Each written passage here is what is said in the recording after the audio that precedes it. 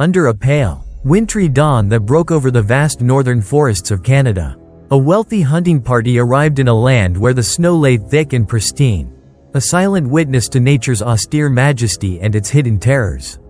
These hunters, with their gleaming weapons and lavish apparel, had traveled far in search of trophy game, elusive, horned deer and even the majestic polar bear, creatures revered for their formidable power and regal beauty, driven by avarice and the desire to claim a legacy of conquest. They had been lured by local rumors of fabled prizes deep in the wild, only to uncover whispers of a darker myth, a Wendigo that could mimic human voices and assume the shape of a deer. Deceiving even the most experienced of men, the hunters set up camp at the edge of a dense boreal forest, where snow-laden pines formed a natural barrier to the open tundra. At first, there was talk of a grand feast, a rumored migration of antlered deer and sightings of a lone polar bear wandering in search of food. The camp, with its gleaming chrome vehicles and flashy equipment, became a stage for both celebration and ruthless rivalry as the hunters boasted of their conquests and recounted old tales of savage hunts. Yet, unbeknownst to them, forces both ancient and accursed stirred in the half-light of the forest's shadowed depths. Late that afternoon, a strange feeling began to unfurl in the hearts of the hunters as they followed subtle signs, strange hoof prints mingled with claw marks. An odd scent of decay mingled with the crisp, clean aroma of snow. Whispers among the local guides spoke of the Wendigo, a shapeshifter born of ancestral curses, notorious for impersonating the voice of a loved one or transforming into a graceful deer to lure unsuspecting prey into peril. As twilight descended, the atmosphere at the camp took on an eerie, almost otherworldly quality. The snow glistened under an opalescent sky, and the deep silence of the forest seemed to murmur secrets that chilled the bone. It began subtly. A lone figure, its outline blurred beneath the falling dusk, approached the hunting party bearing what looked like the antlers of a grand deer and the quiet cadence of a familiar voice. Intrigued and somewhat mesmerized, a few of the hunters followed this apparition into the forest, leaving behind the safety of camp. In the depths of the dark wood, a grisly fate awaited them. One by one, the hunters began to vanish. Only discarded shells of high-caliber rifles, splatters of blood on the white snow, and erratic claw prints testified to their macabre end, fueling the growing suspicion that the true enemy was not the wild animal one might expect, but something far more insidious lurking in the shadows. Meanwhile, the forest itself held its secrets. A family of polar bears, long separated from the remnants of their ancestral herd, roamed the woodland fringes in search of nourishment. Driven by hunger and the harsh reality of a world where ice was failing and prey became scarce. These majestic creatures had strayed farther inland than usual. They moved in a quiet, wandering trance, unaware that they, too, were caught in a trap spun by a dark, cunning presence. The Wendigo, exploiting every advantage, now revealed itself in full ghastly form, a creature twisted by centuries of malediction. It wore a ghastly disguise, part man, part deer, and yet undeniably inhuman in its uncanny mimicry. Its eyes, burning with a cruel, unnatural fire, pierced the darkness as it stalked both the wandering polar bears and the desperate remnants of the hunting party. In a series of calculated, predatory maneuvers, the Wendigo separated a lone younger hunter from his comrades. The man's terrified cries echoed through the forest, drawing a massive polar bear that had been foraging among the trees. In that moment, as the polar bear and the man locked eyes in mutual alarm, the Wendigo struck with alarming ferocity. Its claws, elongated and glistening in the dim light, ripped into both man and beast simultaneously. The ensuing chaos was apocalyptic. Screams shattered the night.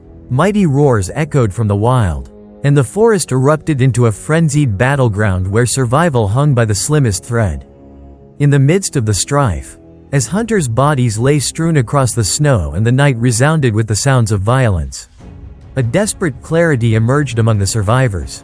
Realizing that the Wendigo, deceptively cunning and unnervingly strong, was the true predator, they rallied together with the last vestiges of their pride. Even as their minds reeled in horror at the carnage, a reluctant alliance formed between the remaining humans and the wandering polar bear pack. whose natural instincts to defend their territory now merged with an unexpected surge of empathy. In a harrowing display of unity, the survivors began to coordinate their efforts, while some fired their hunting rifles with trembling determination. Others pelted the cursed creature with improvised weapons and shouted incantations of old, hastily learned from indigenous warnings and ancient lore.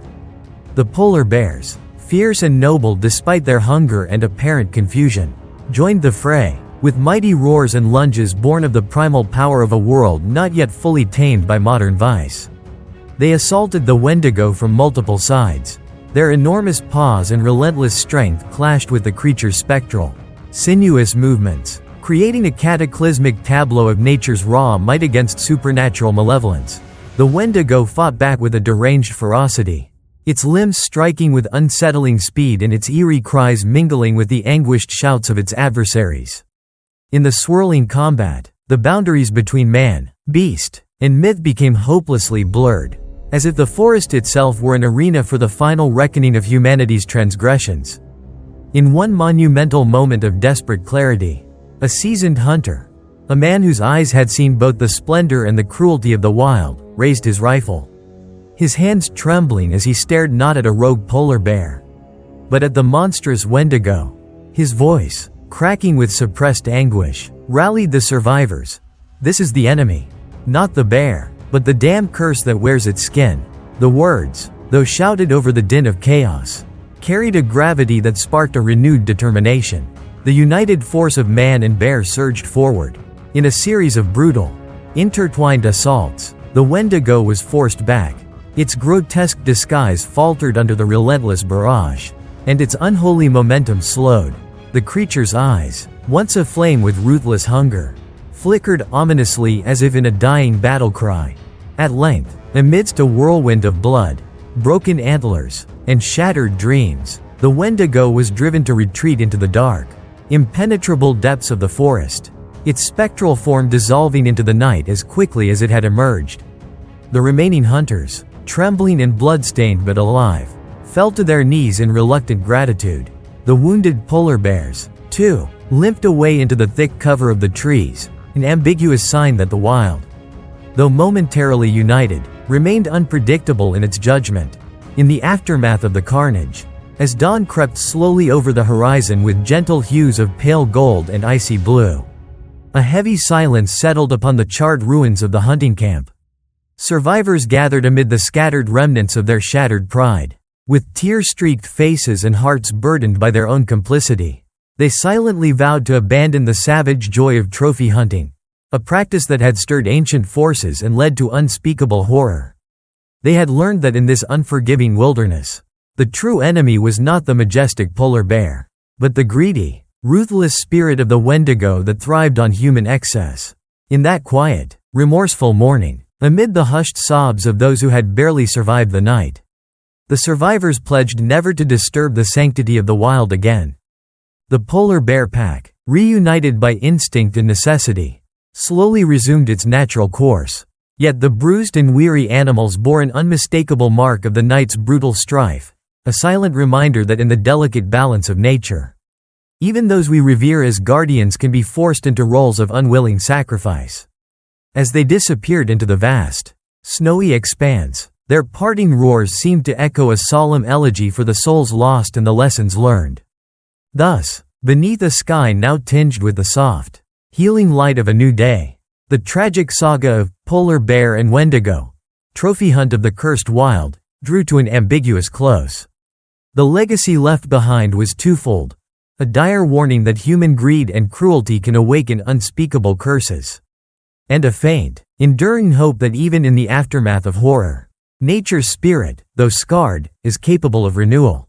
The survivors walked away, forever changed by the horrors witnessed under that full moon, carrying a burden of guilt and a promise to restore the balance they had so recklessly disturbed.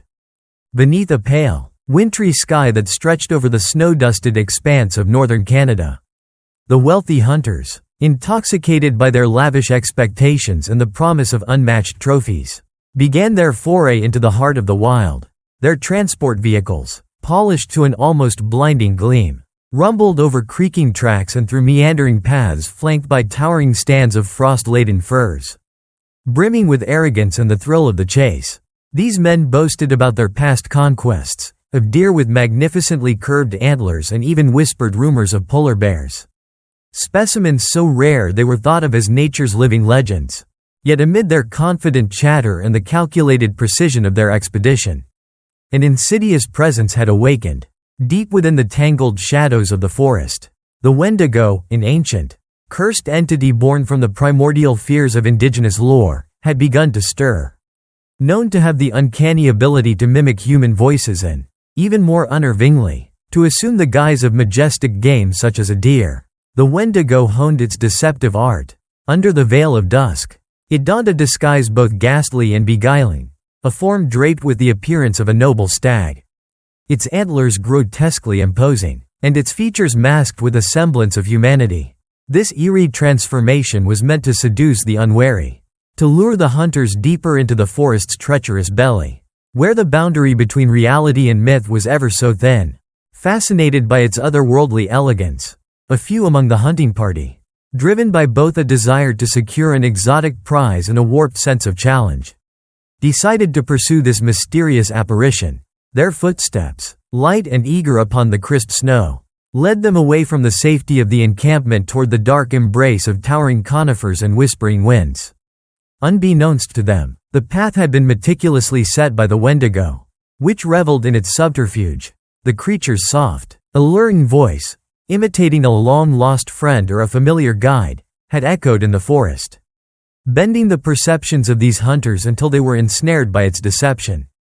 As twilight deepened into a preternatural gloom, the hunters soon found themselves on a narrow trail flanked by dense, dark foliage. The forest, normally an untamed wilderness where every rustle held a secret, now became a realm of eerie calm punctuated by unnerving sounds, the crunch of leaves underfoot, the sighing of wind through ancient branches, and the faintest trace of an unnatural whisper that seemed to speak of betrayal and hunger.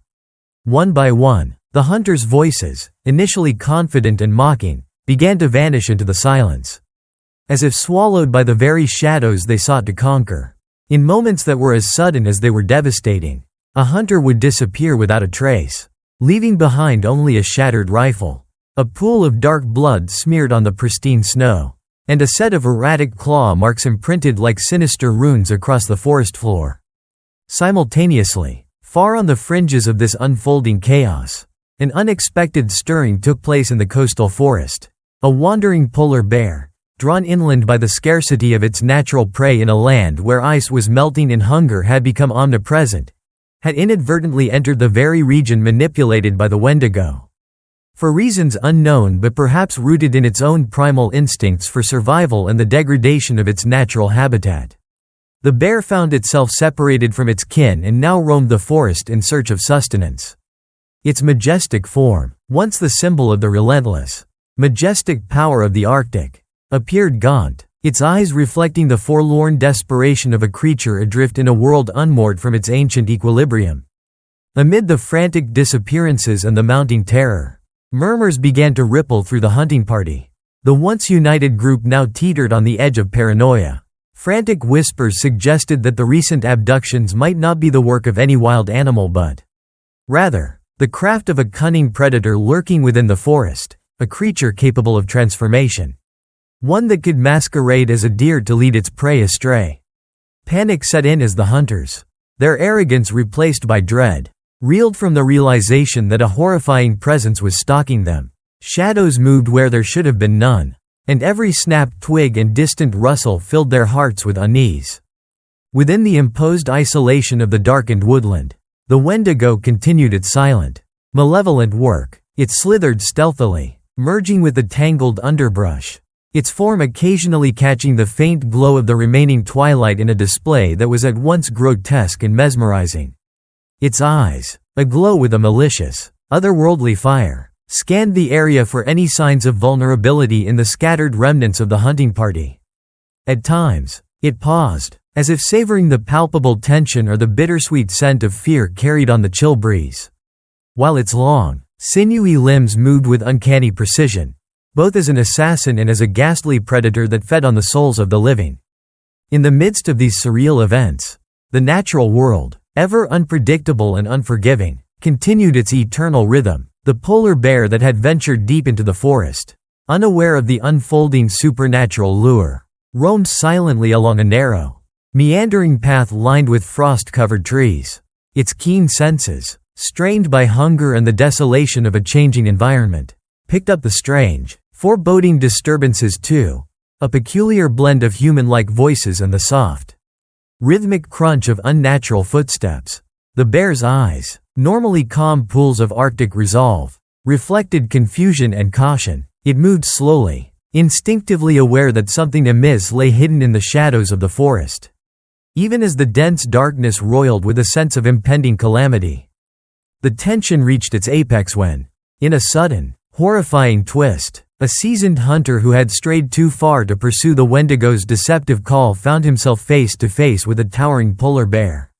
The man, his face contorted in shock and terror, hesitated, a fatal pause that resonated like a prelude to doom. In that moment of agonizing indecision, the Wendigo pounced, its form shifting fluidly between that of a ravenous, deer-like specter and a twisted, unholy parody of humanity. With a speed that defied mortal understanding, the creature attacked both the stray hunter and the mighty polar bear simultaneously. The air filled with a cacophony of guttural roars and panicked shouts as the three predators became locked in a chaotic struggle.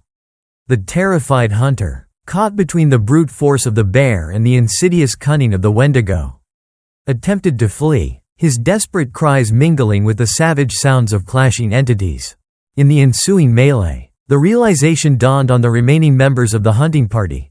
The true predator was not the bear, which had so far only reacted on instinct, but the Wendigo masquerading as something it was not. Their once proud weapons, gleaming under the pale light, were now tools of frantic desperation as they fired into the darkness in a misguided attempt to root out the unseen menace. Amid the confusion, a tenuous alliance began to form, a collaboration between man and beast that transcended the boundaries of natural rivalry. Those hunters who had survived, along with the indignant polar bears that had inadvertently become their protectors, rallied to repel the Wendigo. The predator, finding itself outnumbered and facing an unprecedented union of primal instinct and human survival, lashed out in fury, its malformed visage contorting in a mixture of rage and desolation. For a long, heart-stopping stretch of the night, the forest became a battlefield of raw, unfiltered chaos. The Wendigo, driven by an unquenchable hunger, moved like a phantom among the trees, a dark wraith whose every movement radiated malevolent intent. The polar bears, usually solitary creatures who valued independence above all, demonstrated an almost miraculous unity as they circled around the intruder with thunderous roars. Their massive paws pummeled the soft snow, sending shivers through the frozen air, as they sought to protect both their territory and the dying remnants of the hunting party. The clash was both physical and psychological, a relentless contest where instincts, ancient legends, and the stark reality of human greed collided in a terrible symphony of survival and retribution. As the night deepened and the shadows grew longer, the forest's silence was punctured by echoes of anguished pleas and the sound of shattered dreams. The Wendigo's predatory dance left no soul untouched. It had become the living embodiment of the curse that haunted this wild realm. A curse born of excessive ambition and reckless exploitation of sacred lands. And in that grim confrontation, every fallen hunter and every wounded bear served as a lament for a world pushed to its breaking point. With the first hints of approaching dawn, as the full moon's silver glow began to wane behind the encroaching light, a profound shift occurred in the beleaguered forest. The unified force of the surviving hunters, now tempered by fear and a burgeoning recognition of their own transgressions, rallied with a newfound determination. Beside them, the polar bears, once driven by solitary survival, now united in a rare act of defiant solidarity, stared into the encroaching gloom with eyes full of ancient fire and mournful resolve. Together, in that final, desperate hour, man and beast forged a fleeting alliance aimed not merely at repelling the cursed Wendigo, but at restoring some semblance of balance to a world teetering on the brink of oblivion. In the echoing darkness of that charged moment, the fate of the night hung on a razor-thin line. Would the Wendigo, that master of deception and death, succeed in its insidious hunt? Or would it be repelled by the combined, indomitable wills of the united predators? The forest, ancient and unyielding, seemed to hold its breath as the clash of forces crescendoed into a maelstrom of raw, ancestral power. A battle that epitomized the eternal struggle between nature's sanctity and the all-consuming greed of modern man. Under a sky smudged by the soft light of a new day, a day that had been born out of the collapse of old certainties, an eerie calm settled across the remnants of a once dominant Arctic. The ice, now a patchwork of fleeting, melting sheets and drifting slivers, bore the scars of global change. Coastal cities lay submerged beneath a swollen, turbulent sea, and the normal rhythm of life had given way to a desperate scramble for survival. Amid this shattered world, a beleaguered mobile research station clung stubbornly to existence. Inside its reinforced, yet battered, walls, a small band of scientists had dedicated themselves to preserving what they feared was the last living testament of nature's resilience, the polar bear. Their efforts to cryogenically freeze polar bear embryos and to track the last wandering giants were both acts of science and prayers to a dying Earth. But as the researchers labored amid failing instruments and the constant hum of emergency generators, an even older horror emerged from the darkened recesses of the post-apocalyptic wilderness. In the quiet spaces left in the ruined silence, the Wendigo, an ancient specter born of indigenous legends and nurtured on the despair and decay of humanity's collapse, stirred in the shadows. It was said that this cursed entity thrived on the remnants of lost civilization, a force that absorbed the bitter echoes of unbridled greed and self-destruction, growing ever more potent as it roamed the desolate lands. Now, with the ice all but dissolved and the natural order in ruination, the Wendigo began to rise from its long-held dormancy, its presence marked by an otherworldly chill and the scent of ancient malice. Out in the vast, broken wilderness, very few polar bears still wandered. These spectral creatures, once the rulers of these frozen lands, now appeared as gaunt, solitary figures, driven by hunger and the desperate urge to cling to life. They drifted across isolated patches of melting ice, their eyes heavy with sorrow and the fading echoes of a former majesty. It was in this grim landscape that the Wendigo made its move, stalking relentlessly any sign of surviving life. Its form, shrouded in an almost imperceptible haze of spectral energy, slithered among the ruins with predatory elegance, seeking out the few remaining souls whose life force it could usurp. The fragile peace of the research station was shattered one fateful night. Under a sky churned by heavy clouds and a languid, sickly light, alarms blared unexpectedly as the Wendigo forced its way into the station's corridors. In a maelstrom of shattered glass, failing power, and anguished cries, the cursed creature decimated vital equipment and claimed several lives in its twisted, calculated rampage. Panic ensued as terrified scientists scrambled for safety, their hopes of preserving polar bear DNA now intermingled with raw fear for their own survival. In the midst of this chaos, a critical decision was made. The research team, desperate to turn the tide against an enemy older than time, opted to release a tracked polar bear from its secure containment, a last, desperate gambit to unleash the untamed spirit of nature against the ancient curse. This polar bear, though weakened by years of scarcity and the relentless assault of a changing environment, still shone as a symbol of resilient wildness. With measured, cautious steps, it was brought to the station's perimeter, where the desperate hope of those inside hinged on its ability to serve as a living guardian. Outside, on the frayed edge of a fading ice field that barely clung to life, the polar bear emerged into a chaotic world. It moved with a languid dignity, its eyes reflecting both the agony of a lost era and the fierce determination of a creature unwilling to go quietly into oblivion. Almost immediately, the Wendigo sensed the renewed pulse of life and advanced into the open. The ensuing confrontation was cataclysmic, a collision between the raw, unbridled power of nature and the insidious, spectral hunger of a resurrected curse. Under the ghostly light of a post-apocalyptic dawn, the polar bear charged with a roar that reverberated across the barren expanse, its massive form surging forward with every ounce of ancestral strength. The Wendigo, its gaunt form coiled with malevolent intent, met the bear with unnatural speed. Their clash was a brutal symphony of primal roars and spectral shrieks, every impact echoing like the toll of an ancient war drum. The station's survivors, huddled behind shattered observation windows and in makeshift shelters, listened in silent terror as nature's lost king battled the remorseless spirit of decay. For long moments, the battle raged on a precarious patch of remaining ice, an arena where both life and myth struggled against the inexorable forces of time and change. Each powerful lunge of the bear sent ripples across the fragile ice, which groaned under the assault until, in one fateful instant, it began to fracture. The sound of splintering ice mingled with the clamor of combat as the ground beneath the combatants trembled violently, threatening to collapse into the icy, dark waters below. In this critical moment, the polar bear, driven by a deep, unyielding instinct to protect not only itself but the very last hope of a vanishing wilderness, surged with a final, desperate charge. Its jaws clamped down on the Wendigo with a force that shattered the spectral creature's stolen might.